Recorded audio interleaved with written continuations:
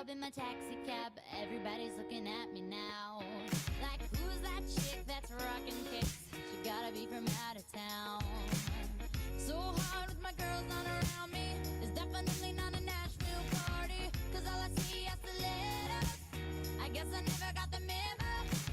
My tummy's turning and I'm feeling kinda homesick. Too much pressure and I'm nervous. It's when the DJ dropped my favorite tune, and the Britney song was on. And the Britney song was on. And the Britney song was on. So I put my hands up to play my song. The butterflies fly away. Nodding my head like yeah. Moving my hips like yeah. Got my hands up to play my song. You know I'm gonna be okay. Yeah. It's a party in the USA. Yeah.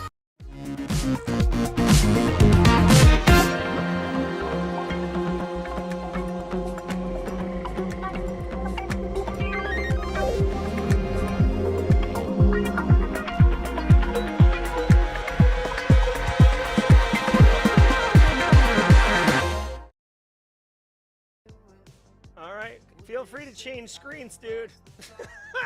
Good morning, everybody. Welcome to the party, or the party in the USA, as it were. Happy 4th of July weekend inbound.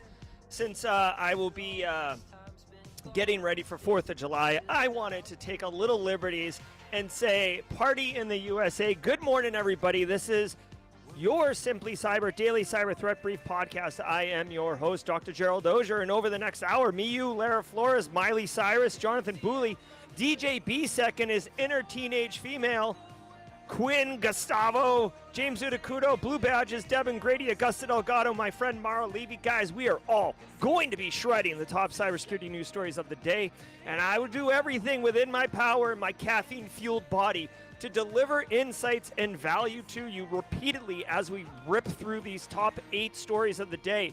And friends, we are going to go well below the headlines. Get your spelunking helmet on. Get your Zoolander helmet on, if you will. Right? Your Zoolander, get your struck going. We are going in the mines beneath the headlines of these stories to, basically extract out value, career advice, guidance, things you won't learn in a textbook. That's what's up. And we're going to be going hard all day for the next hour. And after that, we're going to go hard for 30 more minutes doing a session called Jawjacking that's all about answering your questions, mentoring at scale. I'm Jerry. We're off and running. This is a good time.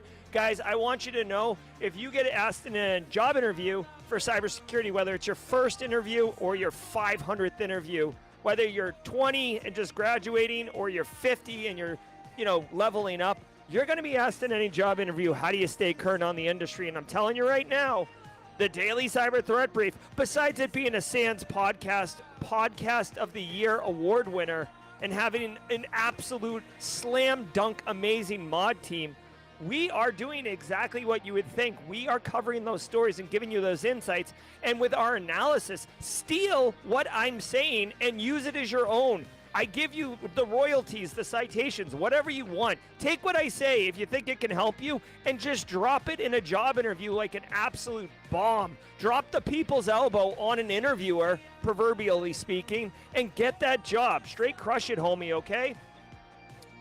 Guys, I want you to know that every single episode, including this one, is worth half a CPE. So don't be shy. Say what's up in chat. Grab a screenshot.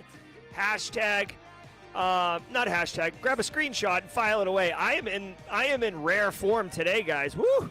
Miley Cyrus, you minx. You've lit the fuse on this rocket ship. So check it out.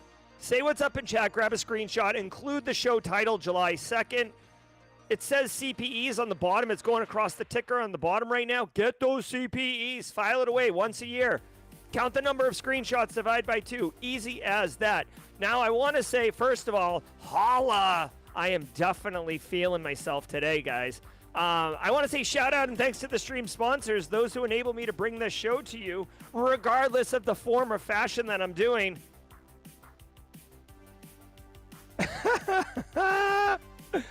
Oh, my God.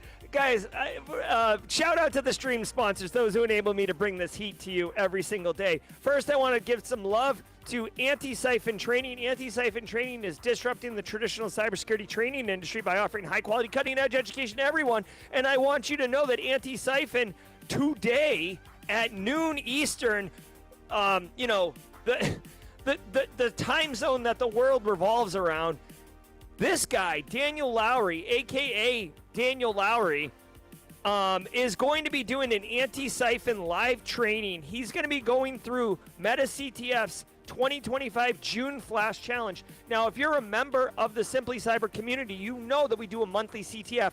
This is that same CTF. So if you are nervous about CTFs or you participated and you didn't know how to solve those challenges, Daniel's going to go through them all step by step. This is a great learning experience plus a great community. I'm going to drop a link in chat. This is literally today at noon. So I'm going to drop a link in chat. Literally click on it and bookmark it or leave it or do what I do and have 500 tabs open, right? That's the easiest way to do it. I need more RAM, baby. I need 400 tabs open. Honestly, I have so many tabs that I lose the little Favicon logo at some point. I also want to say shout out to Barricade Cyber Solutions, who is definitely helping businesses protect themselves from cyber attacks and helping them respond. But what I want to bring your attention to is that Eric Taylor, the Chief Forensics Officer at Barricade Cyber, is hosting a monthly ransomware roll-up update. This is the first one, as far as I know, in June. So if you'd like to go beneath, basically roll your sleeves up and get really filthy with ransomware threat actors, Eric's dealing with them regularly.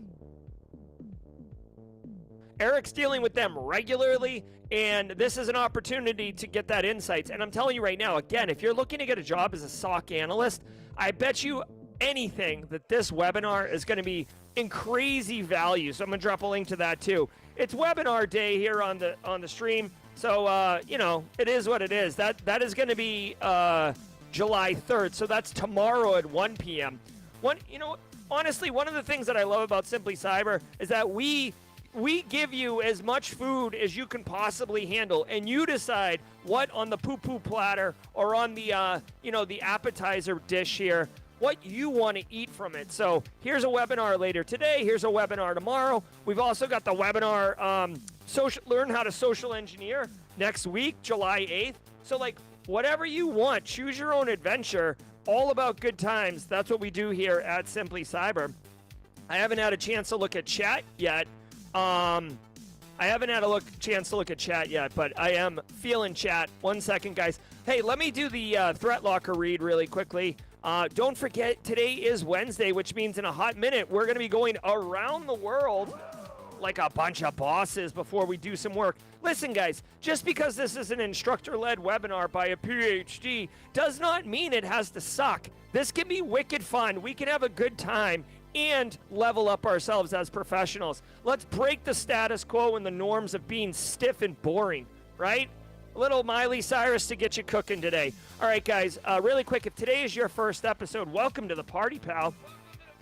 I want you to know that we love welcoming our first-timers. So if today's your first episode, say what's up in chat with a hashtag first-timer. Put hashtag first-timer in chat. If today's your first episode, and if it's your first episode live, drop a hashtag first-timer. If you're usually a lurker, a passive observer, someone who doesn't typically comment in chat, take 5 seconds and just say hi. Hashtag first-timer, right? Don't be shy, okay? There's a lot of value in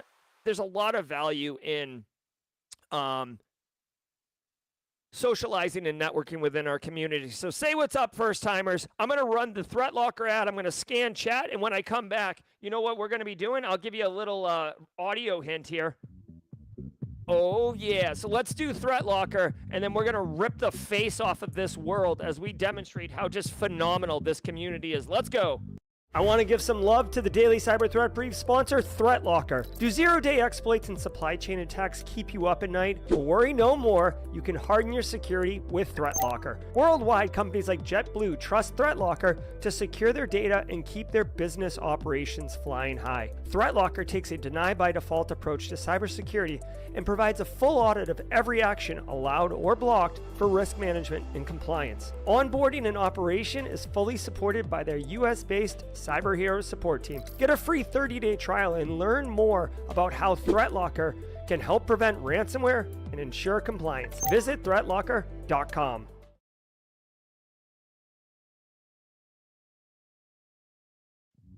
Oh yeah, oh yeah, oh yeah. Thank you, James McQuigan, for the gifted subs. If you got one of those gifted subs from James McQuigan at 35,000 feet, please do say hello and thank you to James McQuigan. Great guy, James McQuigan, the same James McQuigan, who's a personal friend of mine, first of all. And second of all, coffee cup cheers, James, to you. And also does the dad jokes on Fridays.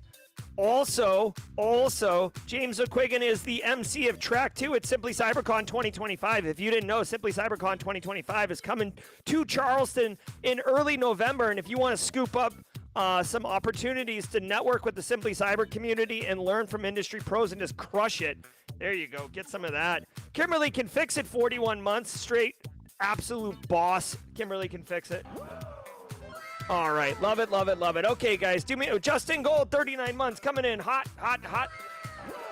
Oh, love it, guys. All right, let's go around the world. So every single day we do something special, and on Wednesdays we go around the world. So I can just show you how amazing this community is. We're not a bunch of like Eastern time zone, middle-aged white males, right? Like this is not a homogeneous environment. We are diverse, we are inclusive, and we show it every Wednesday, and I friggin' love it. Let's bring up Marcus Kyler, community member who made this map for us, and let's go around the world really quickly. Okay, guys, here's the deal. I'm going to set the timer for 2 minutes, 22 seconds. You tell me where you are. I mark it on a map, and then we see if we get everyone. Let's go. Here we go. Where are you? Red Ant is in Austin, Texas. United States is online. New Jersey, Dirty Jers. Gloria A in the Philadelphia area. What's up, Queens, New York? Daniel Harper. Houston, Texas, H-Town. Big Q, what's up in here? Sladenton, PA. Good to see you, Mental Edge. All right, Marcus Kyler didn't say it, but we know he's in Detroit. Sierra Montgomery's in the West Coast. Loving it. Thanks for getting up early. Hey, Palm Beach is in the house. Dallas, what's up, Ray? All right, we got Maine in the house. Columbia, obviously. Rick Kelly's up in the upstate. Code Brew's up there, too. Hotlanta, Sam. Dirty Jers. We got Ghana coming in. Ko-Fi. Thank you, Ghana. Thank you, Ko-Fi, for Ghana. We got Africa Online. Sydney, Australia. John Wick. Oi, oi, oi. Yes, sir. All right, we got Tampa. Tampa, Florida's in the house. Long Island. What up, New York? What up, D.C.? Kenya, Africa. Kenya's in the hizzy. We got Eastern Africa up in this piece. Triple D's bringing the Philippines online, and also Asia is in the house. Ethiopia's coming in, correct? We got more Eastern Africa, like a bunch of bosses. Colombia, thank you very much. South America online. India, woo! Asia's coming hot now. Ethiopia, we got you. Tanzania, I never can find that, so I feel embarrassed. Kenya, where is Kenya? I always lose Kenya. Kenya, we're gonna use the cheat code here. Kenya. Oh, I'd already lit it up. Charleston, West Virginia. Brazil. Thank you, Brazil. Good to see you in the house. Gustavo Lagrana. Hotlanta, Mike Ahim. Guinea, Africa. Very nice. Pensacola, Florida's in the house. Let's go. We got Guinea, Africa up in this piece. Sydney, Australia. England, Roswell, UK probably is in the house. Worldwide, Christopher Ryan Rains knows what's cooking, guys. Southern Florida and the house. Bangladesh, Ram. Let's get you in here. Look at this little hot pocket. Hot pocket. Michigan's in the house. Cyber Eddie. I don't know why I just did that hot packet sound effect. OKC. Nice job with the NBA championships. You guys are crushing it. Corpus Christi's in the house. Tijuana, Mexico. We got that cooking. Okay. Oh my God. Oh my God. I almost need to like dab my brow after that. Let's take an inventory, everybody. North America obviously slammed full. South America coming correct with Colombia and Brazil. Africa, you hot minx, you. Kenya, Ethiopia, East Coast, West Coast, Africa. Hopefully you guys don't get Biggie Pac vibes. The drink, right? There's the 90s game. All right, we got England. Europe kind of came slow today. Was Dragos in here with Poland? Romania. We usually have Romania, Poland, Germany. So I don't know what happened up in there. Oh yeah, drink. Actually, we should add the drink to the soundboard. Nigeria's in the house. I missed that one. Okay, hold on. I'm just doing a quick little inventory here. Ethiopia, yes. Japan. Ooh, Japan. Good morning. Is it Konnichiwa? I only know Kanishiwa from Dave Chappelle Racial Draft, which is totally inappropriate for this show, but a hilarious segment. Okay, so hey, first time in Japan. Nice job. So look at North America, South America, Africa, Europe, Asia, Middle East, we missed. Central America, we missed. Australia. But you know what? For major continents, we did it. Ladies and gentlemen, this is your Simply Cyber community, and we just went around the world. Congratulations, everybody. Thank you so very much. I freaking love it. What an opportunity to serve and be part of this. Last minute, France and Ireland.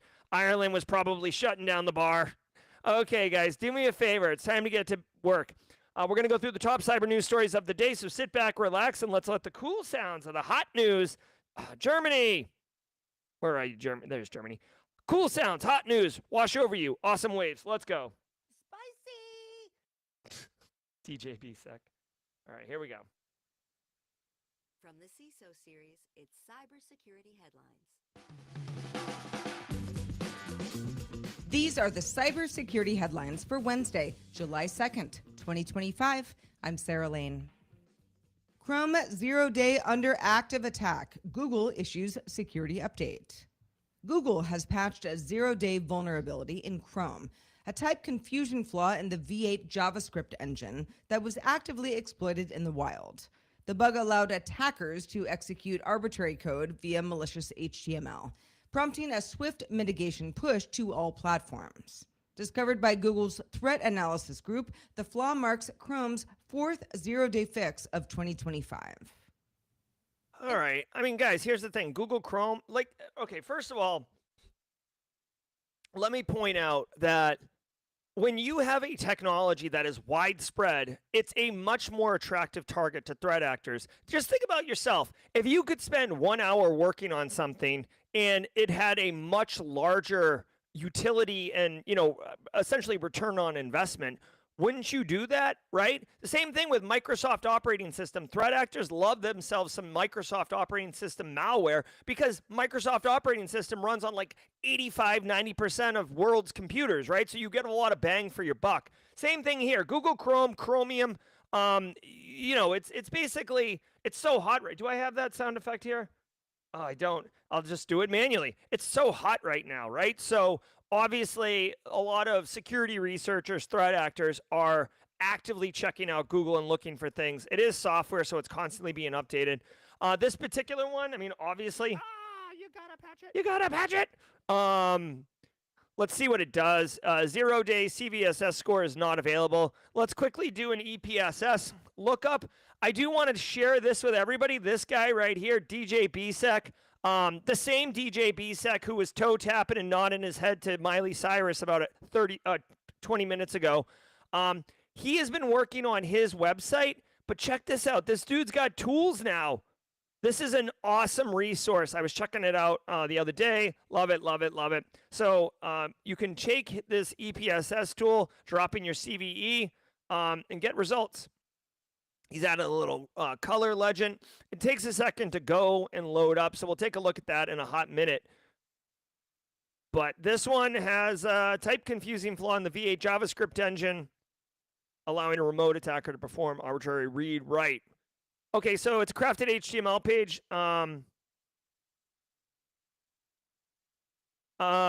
So FedEx is giving me a hard time saying I don't restart my browser. I do actually restart my browser often, just honestly because when I have a certain loadout for the show, so I have to turn everything off and like launch my loadout every morning. So I do it every single morning. And if my sons are in chat, I did literally just say do. I said I do it. So my kids would be like, oh, Dad said do. All right. 0-day bugs are risky, etc. Yeah, of course they are. Google Tech says it may have been weaponized. So this looks like one of those ones that hasn't been fully weaponized yet.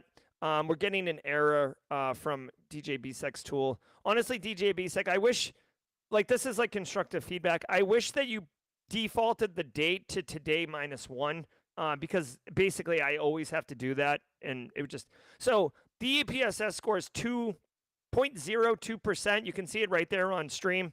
0.02%. This basically means that in the next 30 days, you, Tech Grunt, you, Deb and Grady, you, priceless pancake have a 0.02% chance of being exploited with this, which reconciles here because they're saying it may have been used in a highly configured attack. TLDR, just tell your end users to, You gotta patch it. basic cyber hygiene here. Don't use the term sci-hi or, I'll appear like the Candyman and just be like, "Ugh!" Do not use the term sci-hi, please, ever around me. Just good practice, good cyber hygiene. It's a 0-day Chrome today. It's a 0-day Chrome tomorrow. It's, chained attacks next week. Just keep your Chrome clean and let's keep going. All right. International Criminal Court targeted by new sophisticated attack. The International Criminal Court, or ICC, says it detected a new sophisticated and targeted cyber attack last week. The court didn't specify the attacker's motives or confirm if sensitive case data was compromised, but did note the breach was quickly contained with an ongoing impact analysis. The ICC has faced prior cyber threats, including espionage attempts and direct retaliation for issuing arrest warrants against leaders from non-member states, such as Russia and Israel. Okay. It's so like the International Criminal Court. This sounds like something made up for like a Minions movie. You know what I mean? It's like, the keynote speaker at this year's Criminal Con is, whoever from the International Criminal Court. But I guess it's a real thing. I'm sure it's probably really important, but okay, Bruce and Hacks. So, I don't know. Obviously, you would assume that the International Criminal Court isn't handling parking tickets in downtown Charleston, South Carolina. They're probably handling more like war crimes and, genocide and stuff like that. I don't know again, you would almost think that this has to like tie into United Nations or something like that. Like some international body can't just like weigh in on a country's internal politics and be like, "Ugh." So, okay, you can see here, it is a separate body from the UN International Court of Justice, which brings cases about countries, not individuals. It was created in 2002 through an international treaty by a coalition of sovereign states to establish a court capable of prosecuting individuals for crimes against humanity. Yeah, so like this is literally for like massive, really horrible, specific individuals. Okay, so the ICC has issued warrants against President Vladimir Putin and Israeli Prime Minister Benjamin Netanyahu. Okay, so here's the deal. You get the idea of like what this court is about and what they do. When they issue a warrant for the arrest of Benjamin Netanyahu or Vladimir Putin, like again, I don't really understand like what their jurisdiction is. So like, good luck scooping up Vladimir Putin and bringing him, wherever there is. So the fact that they were attacked in a cyber attack, guess what? Like, Vladimir Putin's in charge of Russia. Russia has an amazing cyber capability. Benjamin Netanyahu is in charge of Israel. Israel has an amazing cyber capability. I don't know who hacked him. I don't know what, but the fact that there was a sophisticated attack against them, it doesn't surprise me. Okay? And again, politics aside, just think about it. If you're a person in power and you have access to incredibly advanced, super sophisticated, wicked capable cyber military capabilities, why wouldn't you use it? You know what I'm saying? Like, it's not about Israel or Russia or anything. Just be agnostic.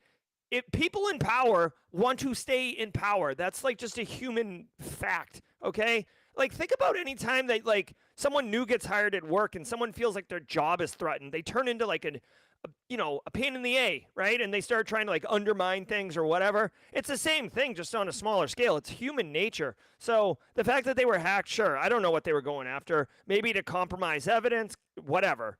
Anyways, long story short, the lesson learned here for you is if you are a business or an organization, government organization or something like that, your threat model needs to be dynamic to incorporate and involve whoever would be threatened by you. And actually, you know what? Like, here's the more you know, right? Like, one of the promises or the value propositions that I try to do with this show is go beyond the headlines and give you guys more value that you wouldn't get in a textbook, basically. Here's a perfect one, okay? When we, in the world of, basically blue team, SecOps, and GRC, think about threat modeling, right? You cannot just set it and forget it. You don't do threat modeling like as a one-time thing and then be like, oh, I've got my threat model figured out. Like, threat model is dynamic. And in this instance, right, if you were protecting, like, as soon as they issue a warrant for Benjamin Netanyahu, for example, your threat model has to change now, because now you should be thinking like, well, we've now introduced a threat to this person who may or may not retaliate using the capabilities at their disposal.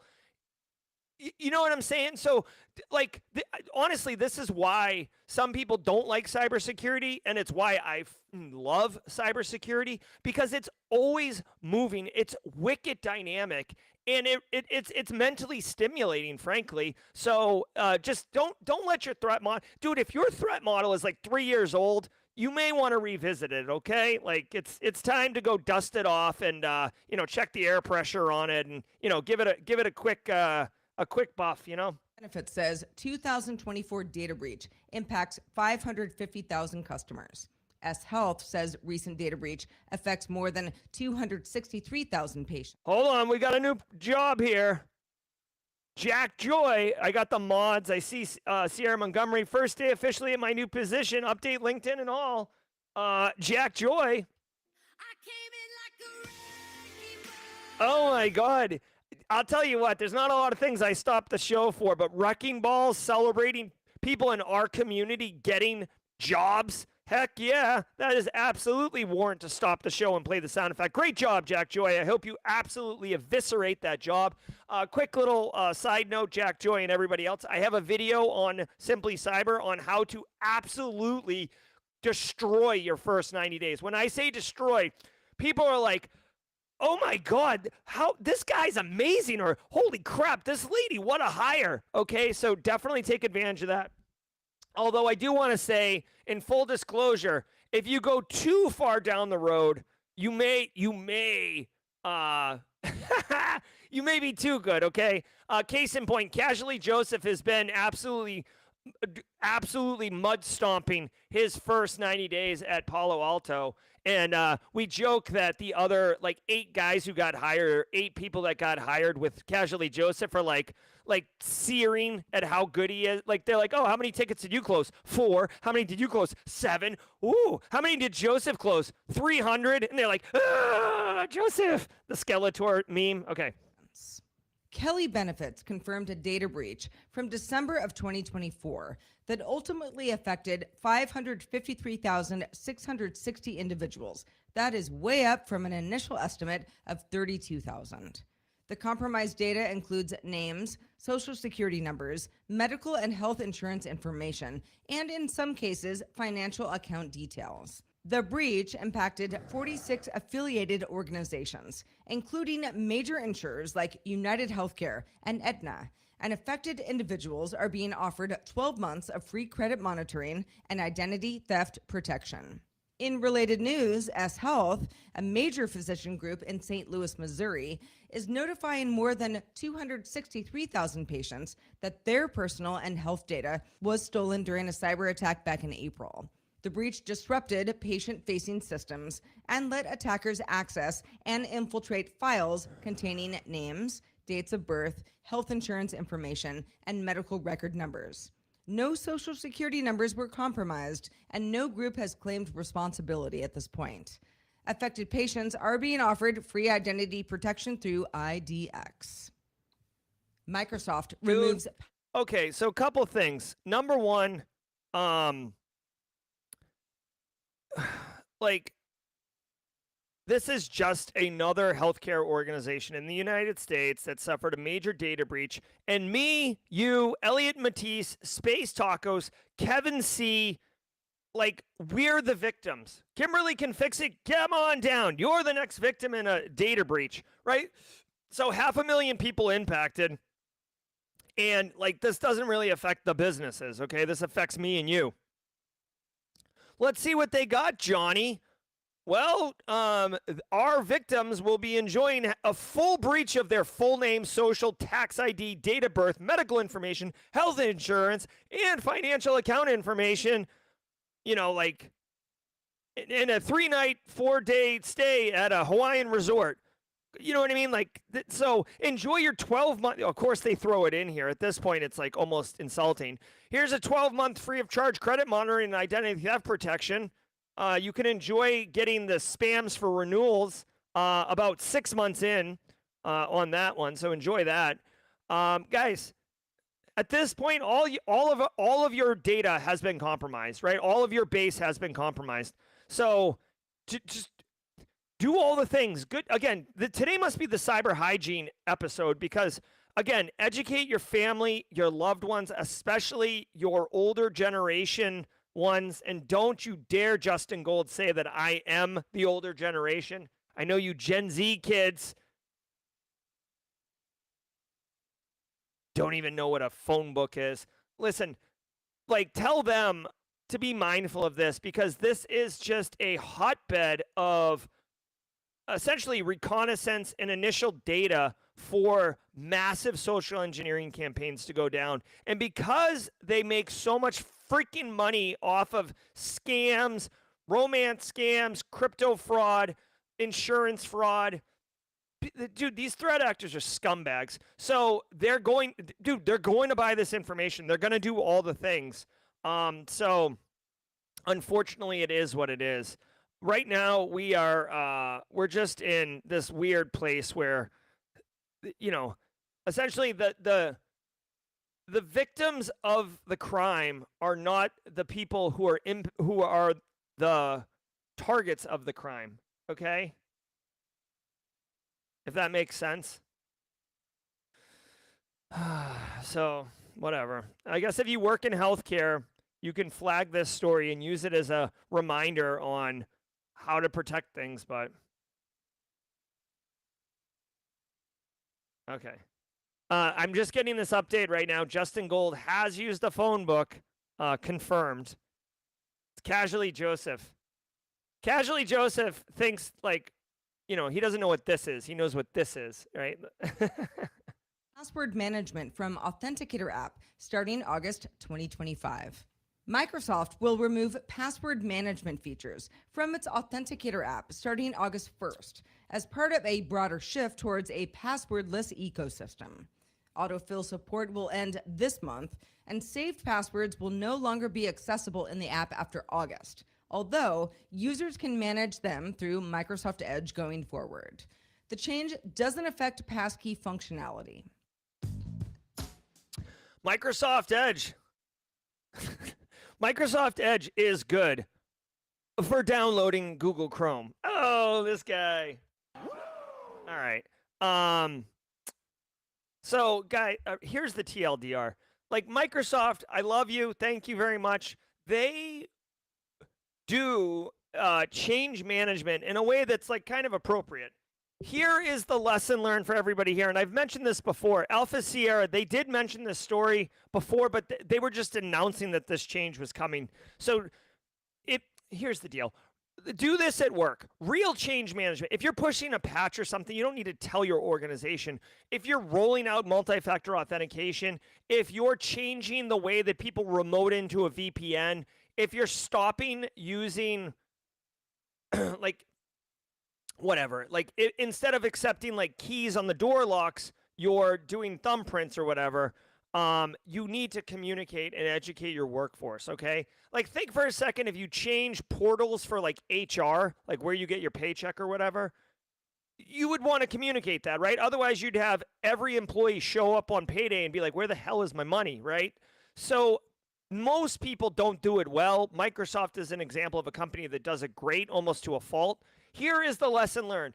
If you are going to make a change, and dude, break this out at a job interview, because this is a perfect example of a story that you will never read in a textbook, because textbooks don't take into account this. But this is absolutely 1,000% true. Okay, this is probably one of the most true things that you'll hear on this program. I mean, Become best friends. Yep. everything I say is true, but like this is going to really slap, okay? Hey, really quick, James McQuigan says, speaking of Microsoft, do you know why Microsoft employees are always so anxious? It's because they're on edge. Ha ha ha.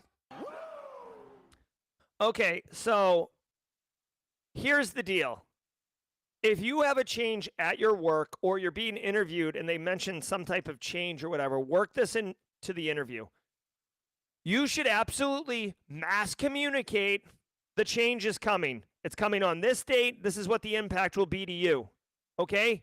Having said that, on the day of the change, no matter how much communication you have done, at least 20% of your workforce will be like broken. And you're going to get a slam at the help desk and support desk. Your field engineers are going to get slammed. Your MSP line's going to light up. All of the things. And what you're going to hear people say is, oh, I remember seeing an email about something like that.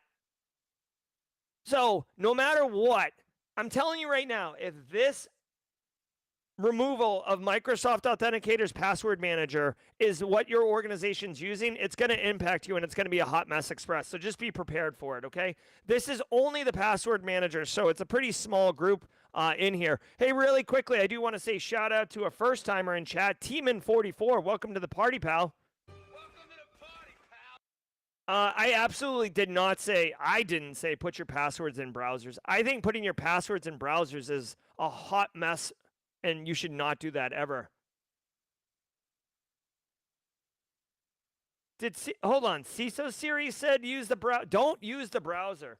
This is a public service announcement. Do not use your browser to save passwords ever. I don't care what password browser it is.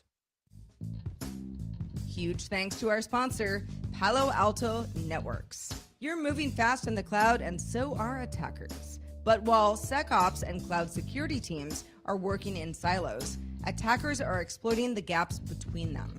Cortex Cloud by Palo Alto Networks bridges this divide, unifying teams and stopping attacks with real-time cloud security that includes AI-powered protection, detection, and automated response capabilities. Threats are stopped in minutes instead of days, and teams can finally protect cloud environments at the speed and scale of modern attacks.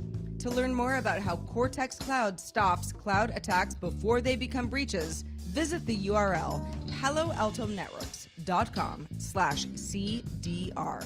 That's paloaltonetworks.com/CDR.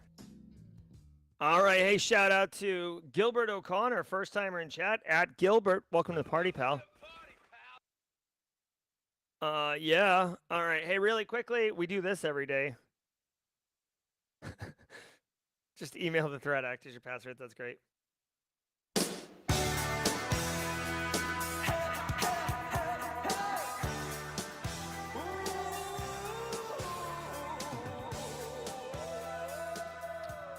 All right. Hey, really quick shout out. I want to say thank you to the stream sponsors, Antisyphon, Threat Locker, and Barricade Cyber Solutions. Appreciate the support. Go check them out. Links in the description below for all the sponsors of the show. And I personally review, manage, and handle all of the sponsor relationships here at Simply Cyber. So, you know, I wouldn't partner with them if they sucked, I guess is the best way to put it. All right, guys, we did Worldwide Wednesday at the start of the show, and we did it. So for the sake of time, we are going to jump ahead. You first-timers like Teeman and Gilbert O'Connor, we always listen to this song during the mid-roll, and we get our la-la-la-las on. I'm going to jump ahead for the sake of time. Alpha Sierra is in chat. At Alpha Sierra is our drum major. Marcus Kyler fills in. He's like drum major B-hole chair, second in command. Let's get our la-la-las on. Here we go.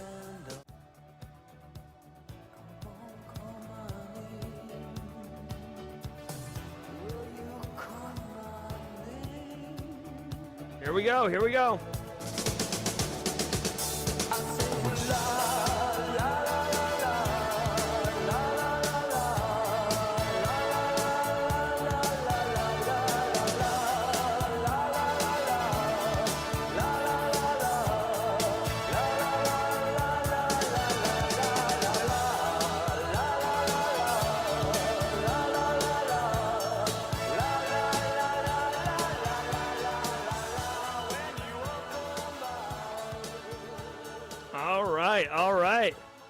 Let's keep cooking. AT&T now lets you lock down your account to prevent SIM swapping attacks. AT&T has launched a new account lock feature to help prevent SIM swapping attacks by blocking unauthorized changes to phone numbers, SIM cards, billing details, and device upgrades. Users can enable or disable the feature using the My AT&T app, and only primary or secondary account holders have access. Other carriers like Verizon and T-Mobile already offer similar protections. Cyber attack on... All right, AT&T lets you lock down your account. To me, this looks like a service that's totally cool. I'm into it. This to me feels a lot like freezing your credit. So in the United States, there's different credit unions. The whole thing seems like a freaking scam to me. But like, there's these credit or what do they call them? Like credit? They're not credit unions. They're like credit services. TransUnion, Experian, etc. You can freeze your account to prevent criminals from taking out like loans and stuff, credit cards out on your account. This feels very similar to this. Here's my thing. I don't know about you, but basically I've been using my cell phone carrier for decades. I've had the same phone number for decades. I just switch my phone every couple years per the Apple hardware life cycle plan. And so to me, like, this would have very little. To me, this has very little impact, but high value. So I'm into this. Like, put the power to the people. This looks like a set it and forget it kind of thing. I think the question would be, how do you do this? You do have to load an AT&T app and do it from there. For me, it's like, what does this look like? Do you have to have the app installed the whole time? Or is this like to me, I don't see why you couldn't do this from a web portal, frankly, because this shouldn't be tied to your phone itself. This should be tied to your AT&T account. I'll look into it because personally, I'm on AT&T, and personally, I would like to take advantage of this myself. So I'll report back to you. This is one of those ones where I would love to make like a little YouTube video, but it kills me, guys. Like, just on a personal note, little tidbits Tuesday, I have a backlog of YouTube videos I would love to make, and I just don't have time to do those things because of just all the things I'm doing. Like, but I really, really wish I could get back to making content. That would be nice. But hey, Simply CyberCon 2025 is coming around. This is something that's been taken, instead of me making YouTube videos, kind of driving this train right here. So go to simplycybercon.org. Or simplycybercon.org if you want to see what I'm doing instead of making YouTube content. All right, so if you're running AT&T, check this out. Hey, really quickly, if you're interested in GRC and making security awareness content and helping people, this could be a really good one to make a little piece of content for. Post it on LinkedIn, share it with your coworkers or loved ones, and certainly help them. To me, I don't think there's really any downside to this. If you're the authorized person, you should be able to disable it pretty easily. Russian independent media had links to U.S.-sanctioned institute, researchers find. Researchers say a recent DDoS attack on Russian independent media outlets, iStories and Verstka, was linked to Byterica, a Russian hosting provider tied to a U.S.-sanctioned state tech institute. 1/3 of the attack traffic reportedly came from Byterica, whose owner, Valentina Alashina, has ties to military software development. New flaw. All right. I mean, here we go. I mean, this is another,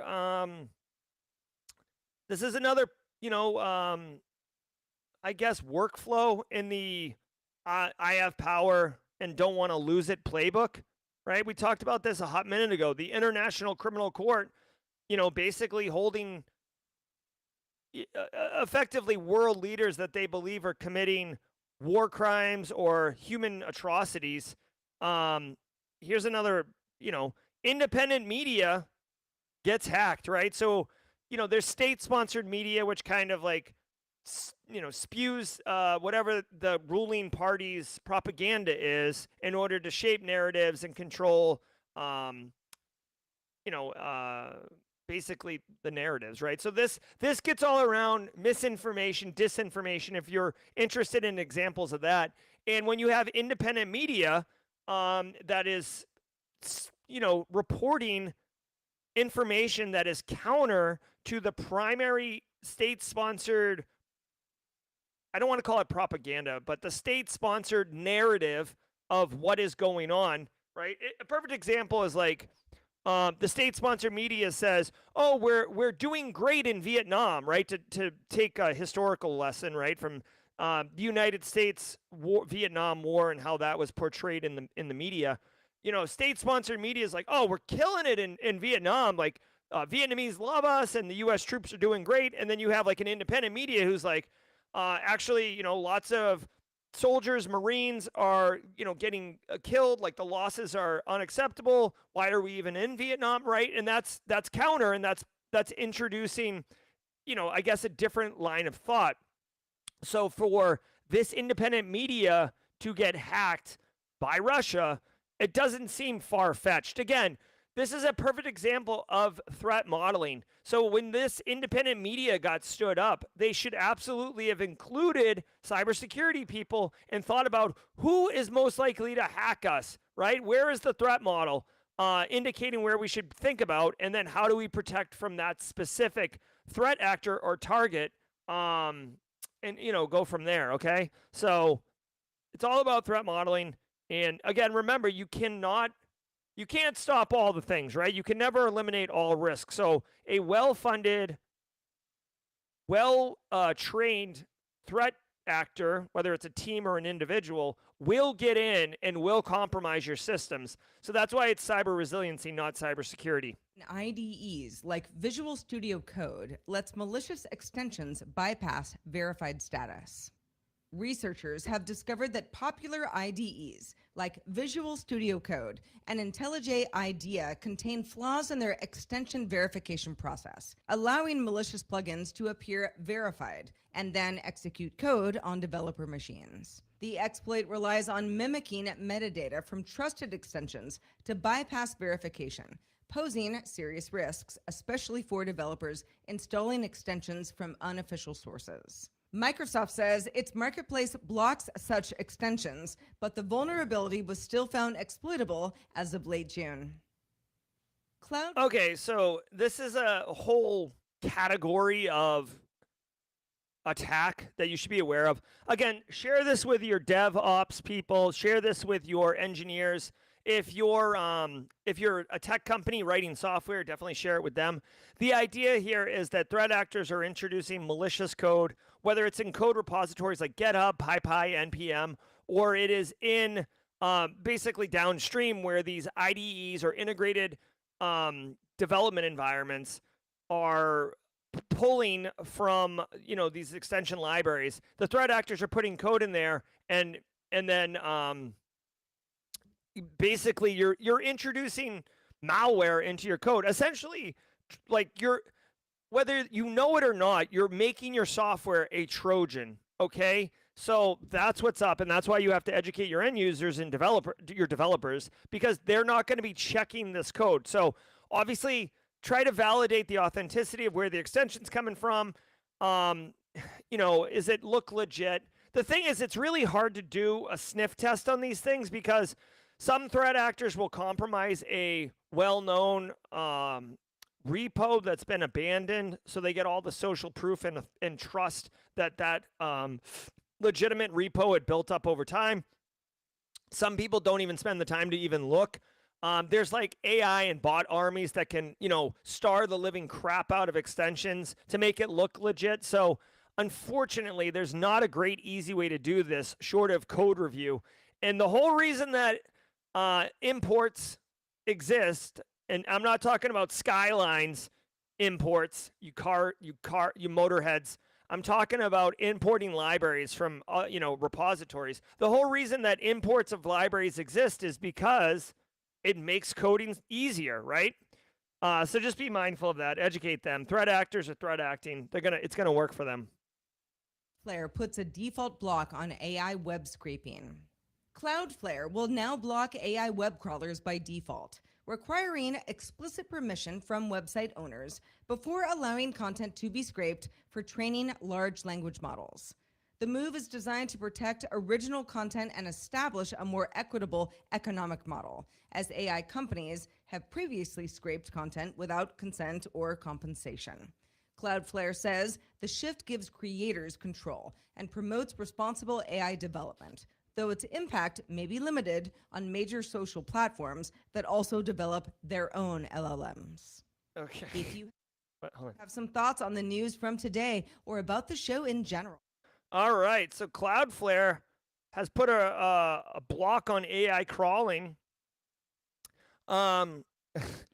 First of all, okay. Like, ChatGPT exploded on the scene in 2023, I think. So, most of the internet has been scraped at this point. So, like, this is like literally, like the old adage. Like, this is like building a barn door after the horses run away. Like, you can't even see the horse's butt anymore. It's like gone. And you're like, oh, we're going to put this barn door in. Ha, ha, ha. Now, again, this will prevent like future stuff, but like for the most part, there's been numerous, I think the New York Times was one of the first ones to like claim, copyright infringement. There was actually a really big case just recently by Disney, Simpsons, copyright AI claim, right? I believe this is an ongoing investigation right here, or lawsuit. Disney and Universal sue Midjourney for unlicensed. Because if you say, hey, like make a Simpsons character and it draws a Homer Simpson, they're saying that is an infringement on their copyright or their intellectual property. And certainly there is some arguments to be made there. So we live in a really wild time. There's a lot of precedent being set legally. Cloudflare putting this default block on, that's fine. Remember, let me see really quickly. This is only going to stop companies that use Cloudflare as kind of like their web proxy or like their front end to their web. So, like, if you're not using this, you're going to get scraped. You know what I'm saying? So, like, this is interesting, but it's limited. This is not like an international agreement. And I'm sure they're selling this service too, right? So now they're like, hey, Disney, would you like to not have your crap stolen? Pay us. Obviously, like, that's a bad example because the Simpsons are everywhere. But yeah, I mean, dude, here's the crux of it all. This is what the straight cash, homie. And this is why it's disrupting our life, right? If LLMs can answer all your questions, why do you need to go to a website anymore? And then, like, obviously, advertising's not going to happen. So, I mean, obviously, you're going to want your advertisements to show up in the AI results. In fact, I've actually seen some marketing AI hacking stuff where, like, you're not really going for SEO anymore. SEO is dead. It's more about trying to get AI to scoop you up and like report to you, like, so anyways, this is a service. Cloudflare is doing it. This isn't really a cybersecurity thing. This is more of a AI thing.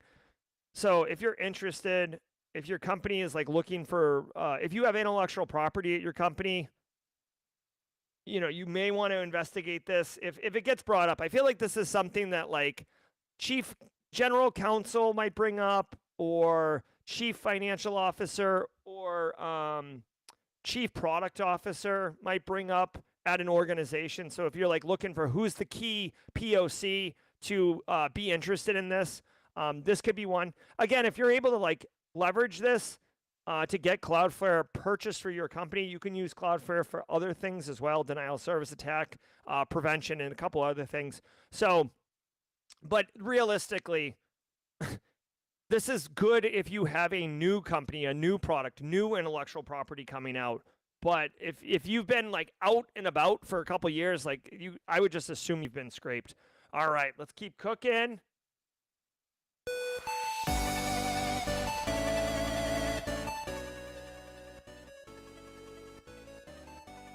All right, yo. Guys, look at this, 8:54. I came in a couple minutes early. I've noticed that some people kind of peace out. I don't know how they... I haven't taken a pulse check on the show on how people are vibing, but I feel like it was pretty good. I'm Jerry from Simply Cyber. Reminder today at... Hold on. Remember, today in 3 hours, July 2nd, today at noon, this man, Daniel Lowry, is going to go through June 2025 Meta CTF Capture the Flag answers. Basically, Capture the Flag is a great way to get your skills and network with other professionals. A lot of people are intimidated by CTFs. Daniel Lowry, like the Meta CTF, we do every month in Simply Cyber as like a community event. Go check this out. And then remember, tomorrow, ransomware update by Eric Taylor at 1 p.m. Go check that out. And then, just to fill your webinar schedule, everybody, next Tuesday, Simply Cyber Academy is going to be teaching you how to do social engineering with Eddie Miro, a Black Badge, DEF CON Black Badge Award winner, which is like super impressive. Also, Eddie Miro is going to be the host of a new podcast on Simply Cyber channel called Simply Social Engineering, where you can learn from him. Super awesome. We got a lot of stuff going down here at Simply Cyber. Always trying to deliver value to you as a community. I'm Jerry from Simply Cyber. Don't go anywhere because we're going to be going jawjacking. Holler. Today was July 2nd, 2025, episode 911. We'll be right back. Don't go anywhere. Ever wonder what it takes to break into cybersecurity? Join us every weekday for Jawjacking, where industry experts answer your burning questions about the cybersecurity field. Live, unfiltered, and totally free. Let's level up together. It's time for some Jawjacking.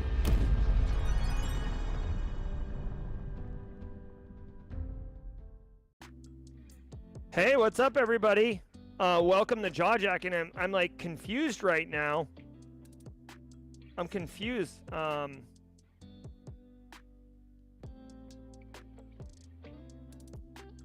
I'm sorry, I'm just getting some confirmation on something. Guys, this is Jawjacking. I'm your host, Jerry Guy. What's up? Coming hot off the heels from the Daily Cyber Threat Brief hosted by that nerd. Oh my God, if you guys attended that Daily Cyber Threat Brief, let me apologize that you had to deal with that stiff Dr. Gerald Auger. What we do here is have fun, and we answer as many questions as we can. I am here to serve you and help you on your cyber career journey. Oh my God, okay. So, hey, if you got questions, put them in chat with a Q. There is no Simply Offensive today. Triple D, Simply Offensive aired on... Is today Wednesday? Yeah. Simply Offensive airs Tuesdays at 9:30 a.m. Wednesdays is 2 Cyber Chicks or Simply ICS Cyber. They split on and off. But their season hasn't started yet. Dennis says, first time here, and it is a cool session. I see you have a lot to learn. Oh, you see I have a lot to learn. Well, Dennis, welcome to the party, pal.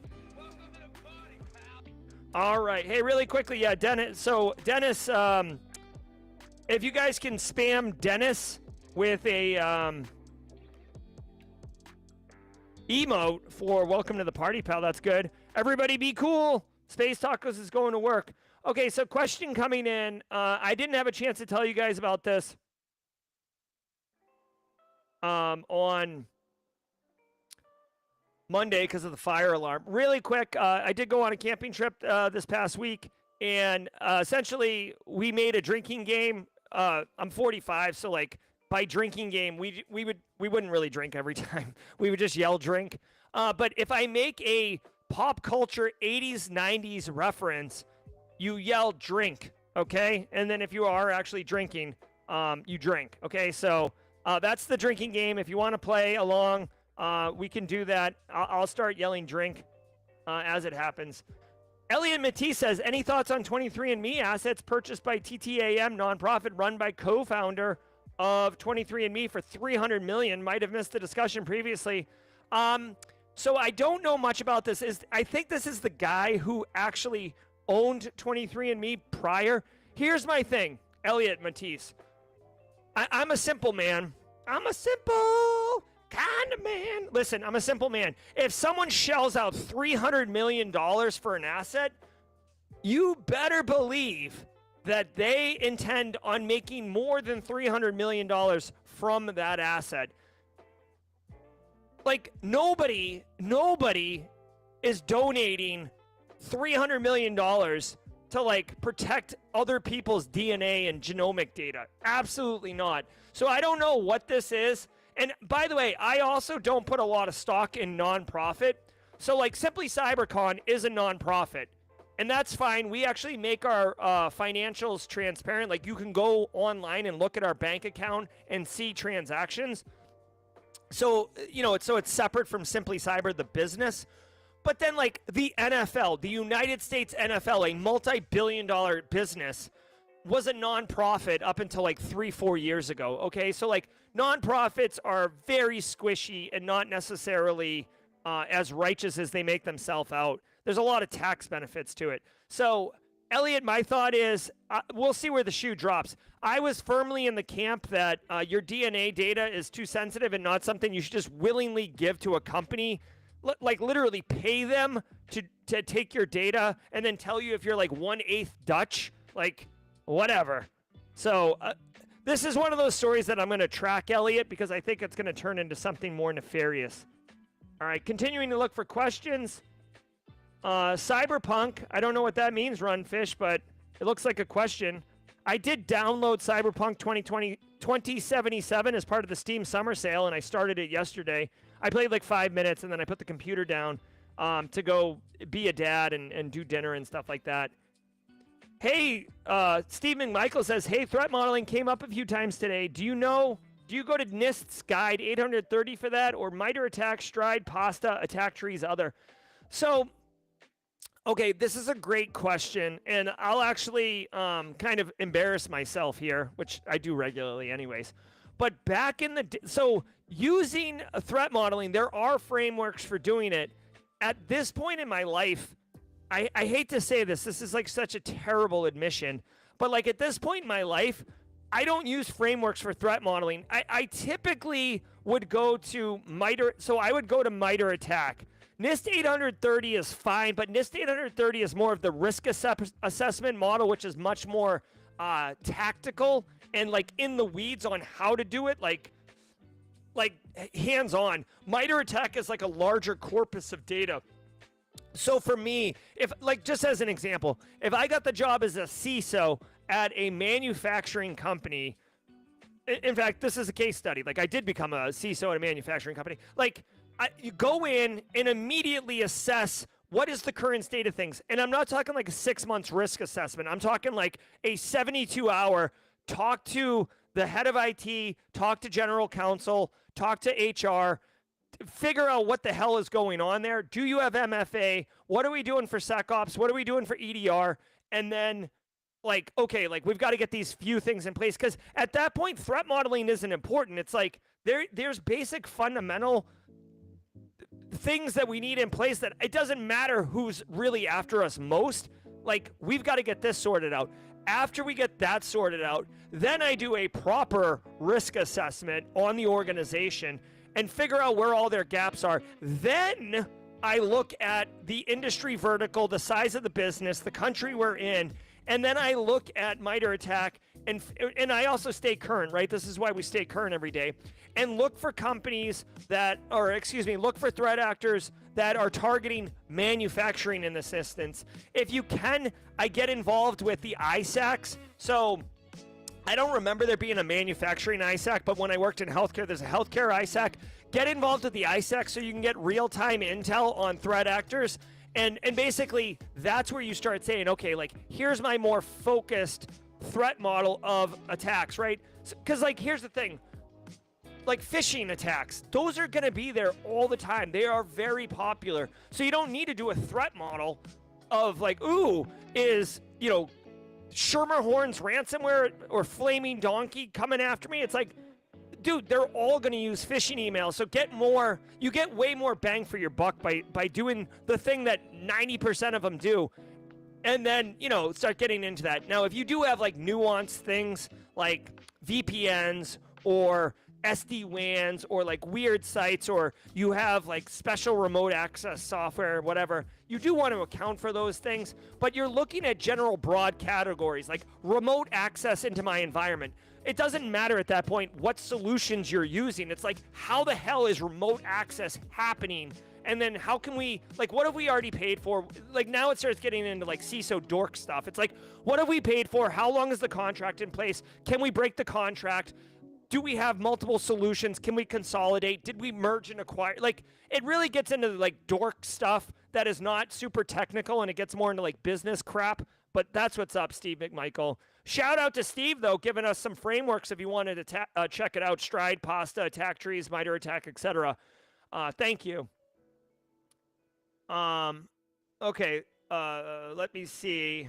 And by the way, Steve McMichael and Chad, if you can, let me know if that answer was valuable to you guys. Dennis, who's a first-timer, any recommendations on the best laptop and Linux distro for daily running? Okay, so for Linux, if you want to giddy up on that, it depends on like what you want to get from it. I personally, I run Windows, but then I have a WSL for Kali that I run a little bit. I have tried running Linux in the past as my daily driver just to kind of get used to it. Frankly, Ubuntu, to me, Ubuntu is like the easiest on-ramp. You know how like at swimming pools, it like some of them have like the ramp that goes into the shallow end for the kids, so you don't have to step downstairs. Like, that's Ubuntu, right? So, you know, I would say if you do Ubuntu, you can almost like run it like a GUI interface like Windows, and eventually you'll have to do like some under the hood stuff from a terminal shell. That's a lot of fun. Kali's kind of like that. Kali, Dennis, everybody in cybersecurity has installed Kali at some point, so it wouldn't be bad for you to do that just so you kind of get some cycles with Kali. And you can use it as a daily driver, especially if you're using like Google Workspaces, Google Docs, Google Spreadsheets, Google Email. Like, if all your major productivity apps are cloud-based, it doesn't matter. As far as best laptop goes, dude, it really depends on what your workload is like. Like, I run a Lenovo Legion, and this is like a high-end gaming laptop. And I do play games, even though I suck at it and I don't have a lot of time for it. But the reason I have a high-end gaming laptop with a graphics card that's maxed out and maxed RAM and all that crap is because I'm doing this. And this stream takes a lot of resources, okay? But if you're just going to be like, you know, doing CTFs, like it just depends. If you're writing code, if you're running applications that are beefy, you obviously want to get more power on your machine. But I think, honestly, I'm a big fan of Lenovo laptops. I do not like HP laptops. I would stay, like, to me, HP is like Chernobyl ground, like day one. Like, I'm out of there. Like, I don't want anything. I don't want anything. Even though I own a bunch of HP stuff, I hate it. Dell used to be my bag, but now I'm like a Lenovo guy. All right, hopefully that answers your questions. Also, if you have comments in chat that answers Dennis's question, please @ Dennis and put your own thoughts in there. People say Cyberpunk's a wild game. Hey, listen, I know nothing about Cyberpunk. I literally know nothing about it. So I downloaded it. I intentionally didn't Google anything on like what's the best like build or whatever.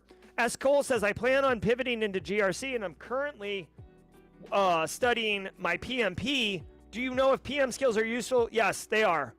So, I mean, here's the thing. PM skills are wicked useful. I had my PMP SCOL07 early in my career. I never got a job because I had a PMP, but I did get skills from the PMP that made me more organized and more appreciative of how projects work. Because remember, dude, just so everybody knows, the PMP is like the official project management cert. It's like the CISSP of project management world. Whenever you do anything in cybersecurity, right? If you're doing operations, sure, it's day in, day out, punch in, punch out. But realistically,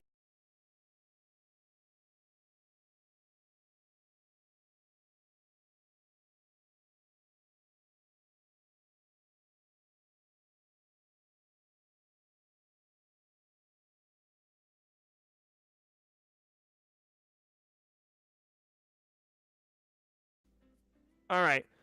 I don't know what happened there, but listen, the PMP is valuable. You won't get a job because of it. I will tell you that the CISA early in your career will add value and help you get a job because it will be on junior level GRC analyst jobs. So they're both valuable. I think the CISA can help you get a job. The PMP is going to give you skills that can make you kick ass at that job. Sorry, I swore. All right. Okay, looking at chats. Looking for a question. Looking for that Q. Drop that Q in chat right now. We're going to answer your questions. Let's see. All right, continuing to look. There we go. Trey Black, speaking of business, how do I propose a consolidation of apps, tools in our environment while keeping engineers happy? I want to reduce our app list and save the company money. I love it. Trey Black, first step, become friends with the engineers. Try to partner with them. Be like, hey, what is it about these tools that you like or don't like? What is it that you need to get your job done? Basically listen to them, hear them, give them space, let them be seen, okay? And it's not just so you can scribble on a notepad and then be like, I'm just going to do what I want anyways. Truly listen to them. Figure out what their needs are, what their asks are. Then evaluate the current tech stack. And if you have duplicative tech, do the work to say, hey, listen, how much does this cost? When is renewals? How much does this cost? What is renewals? And then you can bring it to the engineering team or the manager of the engineering team and be, hey, listen, I met with your team, so they're going to feel seen, which is going to be great when you start taking away their tools, and say, hey, listen, we have an opportunity here. These 3 tools all do basically the same thing. I know that they don't all have the same features of everything, and the engineers like this one thing that this one does, and this other tool does 90% of what they need, but we have an opportunity to save 40%. And listen, I can use that money to buy you a new FTE. You guys are always complaining that you're overworked. We could get a new friggin' resource here. You want that, or do you want this stupid feature? Unfortunately, what you're going to run into, Trey Black, is think of streaming services. You know how you have you pay for Paramount Plus because of that one show, or you pay for Philo or whatever so you can watch MTV Caught in the Act Double Life, my show on MTV, LOL. It's like that, dude. You just kind of have to cut the cord on those things that are providing a little bit of value. And but the key here, the key is talking to that team first and hearing them, making them part of the process, making them seen, so when you make the changes, they've got buy-in. All right, let's keep cooking here. Oh, by the way, just a quick note, Caught in the Act Double Life is Tuesday nights at 9 p.m. Last night's episode didn't have me in it. Every single episode for the rest of the season, it will be my shows. They basically ran the other guys' shows out. So if you've been following and you wanted to see the MTV show, I'll be in all of them for the rest of the season. So giddy up on that. Hey, Tech Ricky. I know you said morning to Luke Canfield, but I like to say morning to Tech Ricky. I like Tech Ricky. Spent some time with him at Wild West Hackin' Fest. Great guy if you get a chance to meet him. Yes, actually, you know, it's funny. My 13-year-old was complaining that he didn't have any games to play. I was like, dude, let's play Cyberpunk together. And he's like, nah, it seems lame, Dad. And I was like, okay. So I installed it. I played the tutorial, and it was like, oh, my God. Yeah, I'm glad that you declined. All right, so Runfish says, I reset my PC twice this week. Dumb question. First of all, Runfish, I know this is going to be played out like welcome back, Cotter. Drink. There's no dumb questions, dude. Don't feel like you're asking a dumb question. That is a axiomatic core value here at Simply Cyber. No dumb questions, man. Did CrowdStrike attack affect end owner PCs? It only affect your PC if you were running the CrowdStrike EDR client on it. Chances are you weren't. If you were a homeowner, home PC, Windows Home, no. CrowdStrike's a wicked expensive EDR solution, so you're only going to get it in a corporate environment. SCole07, do you think there'll be a need for more technical GRC professionals in the future? Yes, sir. Yeah, there's value in it. Dude, if you're trying to... Here's the thing. If you're trying to, when you get more senior in the GRC world and you're doing, architecture or you're working with SecOps to figure out if tools are going to work for them, if you're auditing an engineer and they're lying to you, being technical is going to help you. Teamin44, who's also a first-timer, how do you communicate the value behind GRC when management does not see the necessity behind it? Oh my God, bro. If that's wild, because like literally the okay, hold on one second.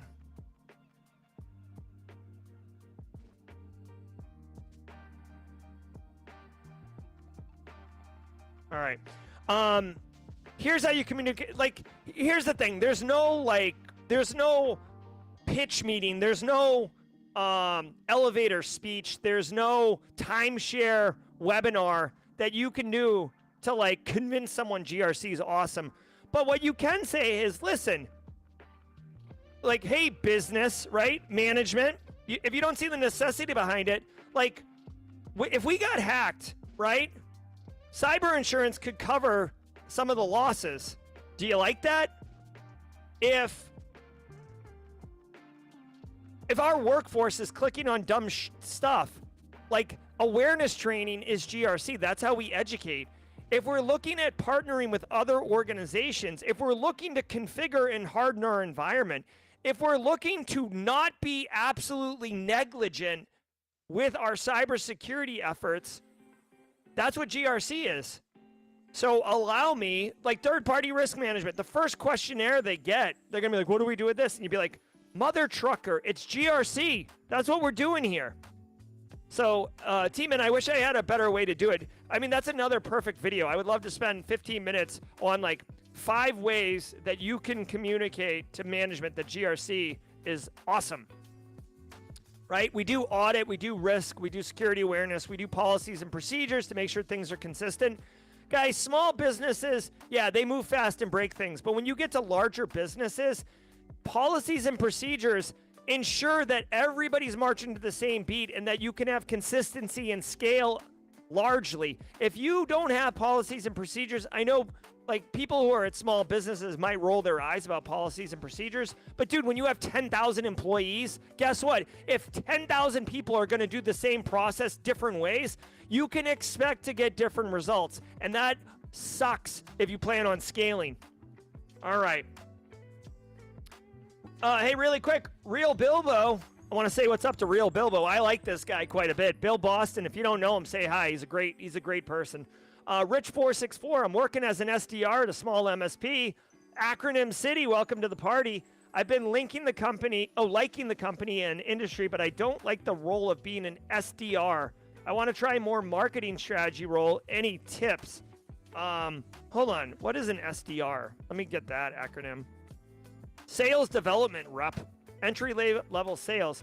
Okay, so you're a salesperson at an MSP, okay? You like the company, but you don't like the role. How do you get more into marketing? Okay, well, I mean, this is very tangential, Rich464, to what we do here. And I don't really work in sales or marketing, although I guess I do now because of my business. But here's what I would suggest you do. You work in sales. Sales collaborates with marketing all the time. I would do this exact same thing if I worked in IT and I wanted to get into InfoSec. Go to your marketing people. It depends on the size of the business. So sometimes there's like event marketing and then there's digital marketing or whatever.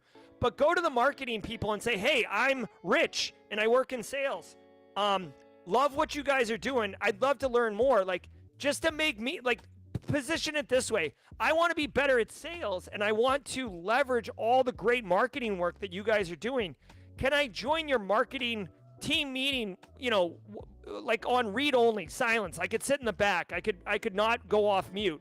Just let me sit there and like absorb what you guys are doing so I can be mindful of it and be able to do sales better, right? So that gets your foot in the door. People start seeing you, start understanding you. Then you'll understand like what campaigns they have coming up and what their marketing strategy is.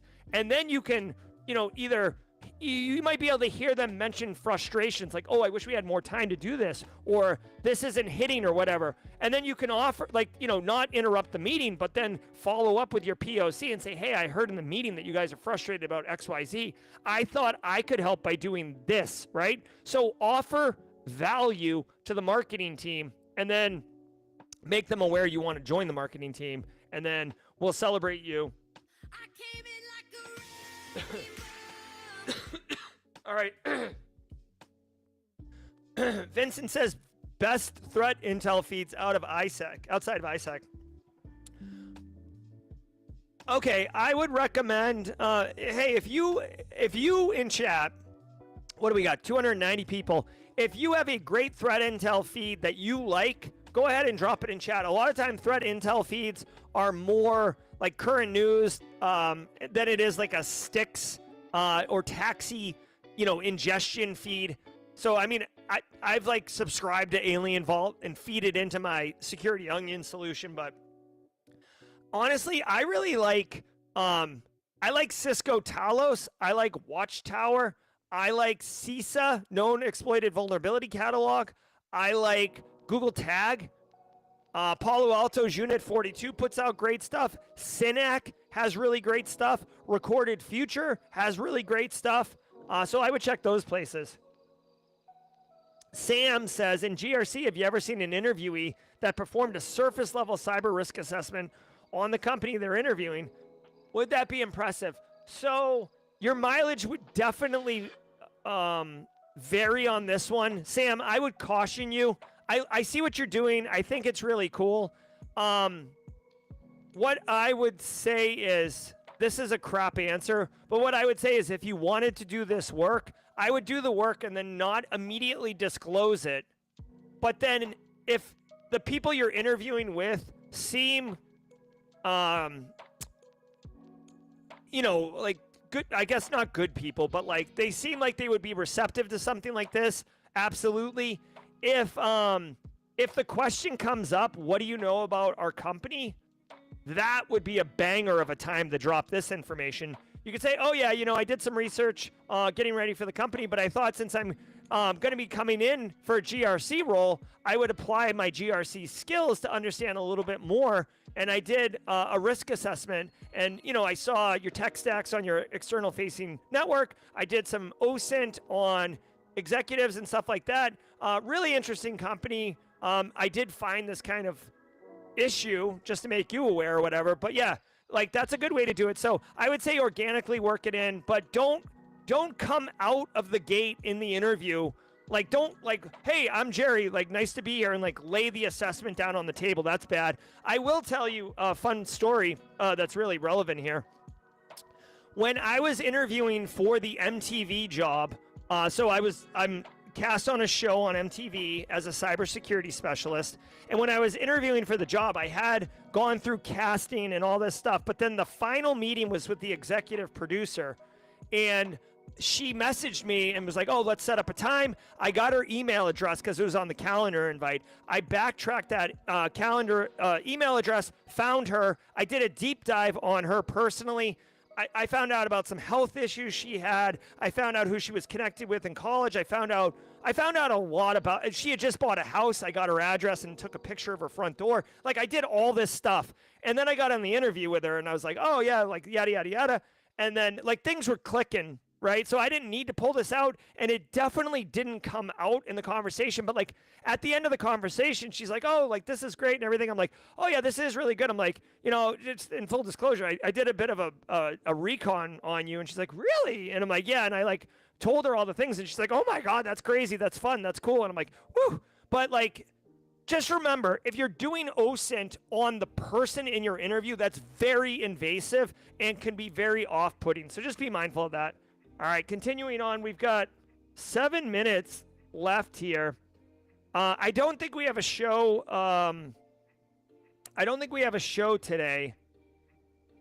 So we can, yeah, we're gonna end at 9:30, but like we don't have a show. Jawjacking is a 30-minute experience. Rose says, is it possible to get a high-paying GRC job without any experience? Well, Rose, I mean, that's very subjective. Like, what is high paying, right? I mean, in some areas, $30,000 is amazing, right? Like some areas get $250 a week for a pay, right? So if you're talking six figures, no.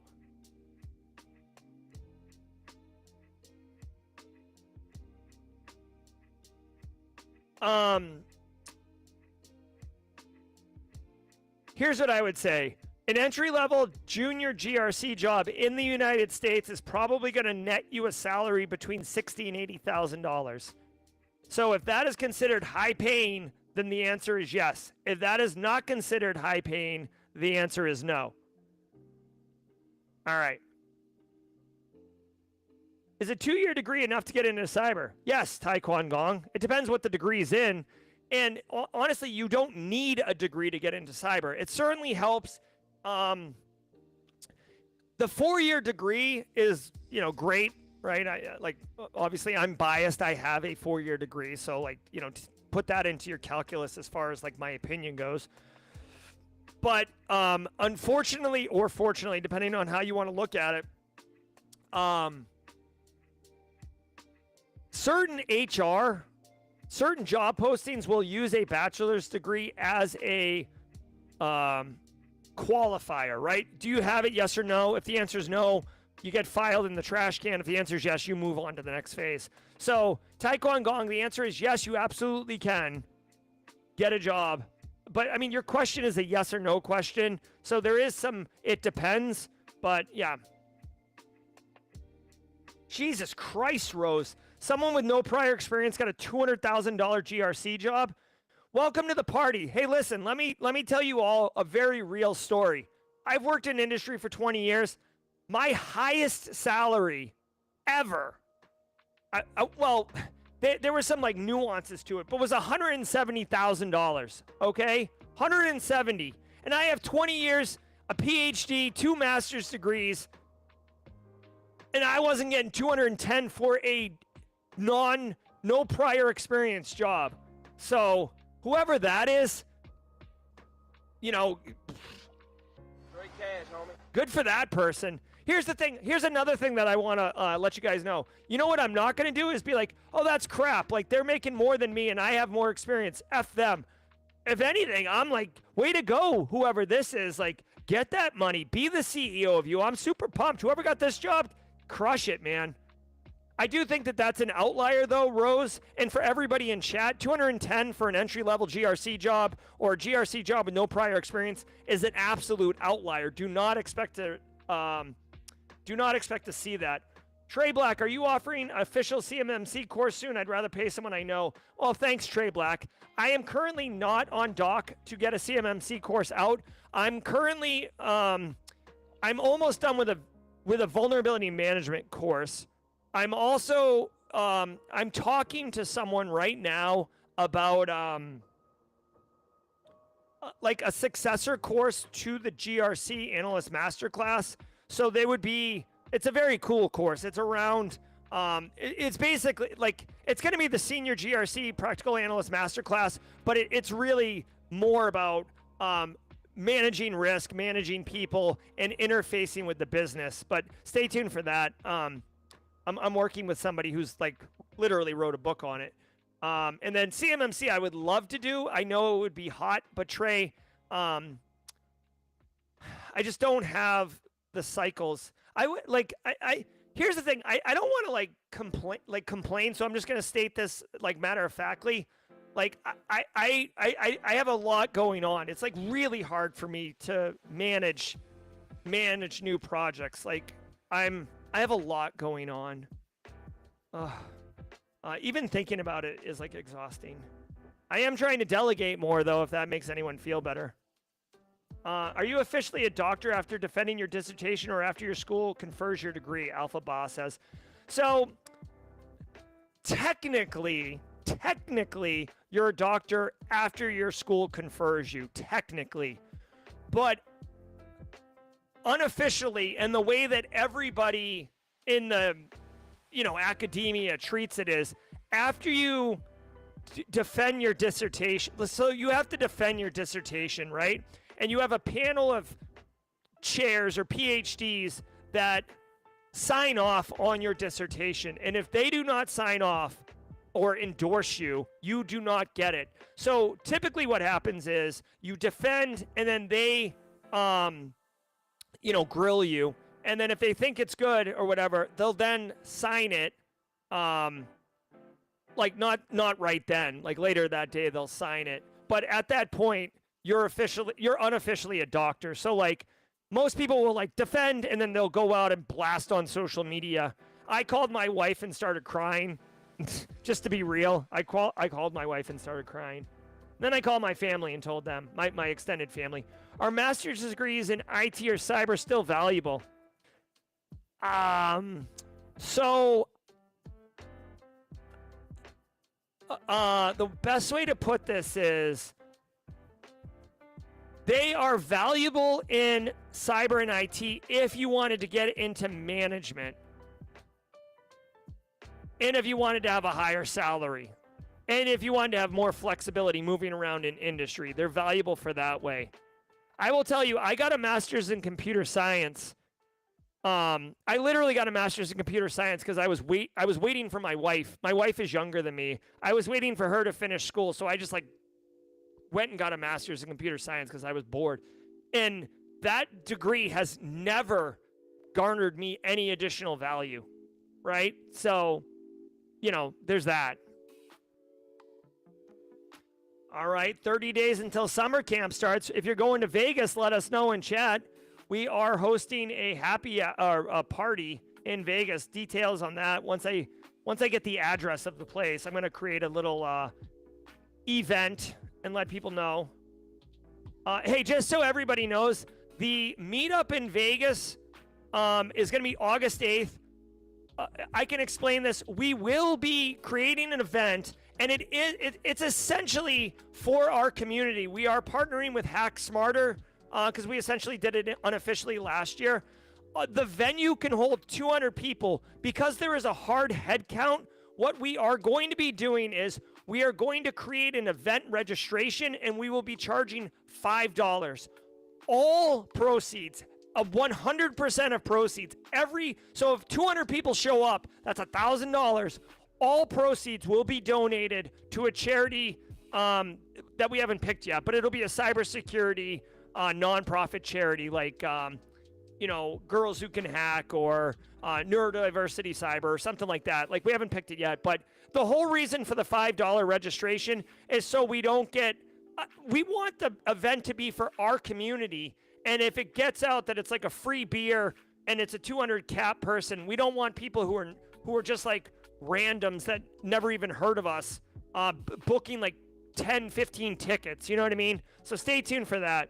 Cyber Risk, which says, what could be a good GRC role for someone looking to transition from differ investigations background? Ooh, Cyber Risk, which that's really good. When I think, so GRC is like GRC, right? I would think that this would be really good, kind of around almost like management of GRC. Because here's the thing, you're going to be aware of like when incidents happen and be able to liaise with the business and help them. Honestly, I think there's actually kind of a GRC role within the differ group of interfacing with the business. Because think about this. You're at an active investigation. The team is pulling hard drives. The team is looking through logs. But the business wants updates. The business wants to know what the hell's going on. You don't want to pull your differ engineers off task to go give an update every 15 minutes. So that role that interfaces with the business, the client, that's basically like a GRC role, but it's still within the differ space.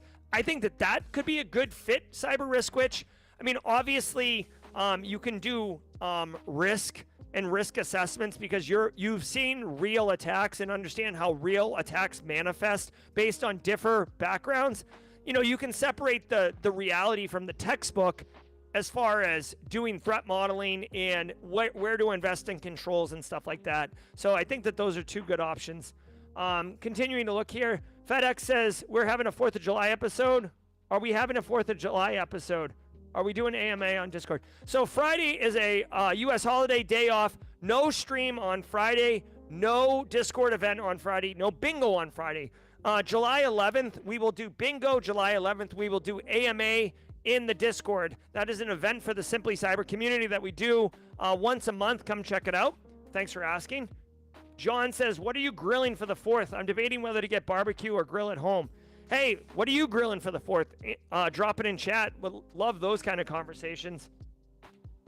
My cousin Pat grills. We do burgers and dogs. All right, guys, we are at time. I want to say thank you all so very much for being here. Great jaw-jacking. I went a couple minutes over. I'd like to keep it on schedule for the 30 minutes, right? Hold on. Set expectations and deliver on that. I'm Jerry from Simply Cyber. Thank you to the mods. Thank you to all of you who hung out. If you got your question answered, I'd like to thank you for asking the question because believe it or not, lots of people have the same exact question that you asked today. And because you asked it, they got answers. I'm Jerry from Simply Cyber. Until next time, stay secure. See ya.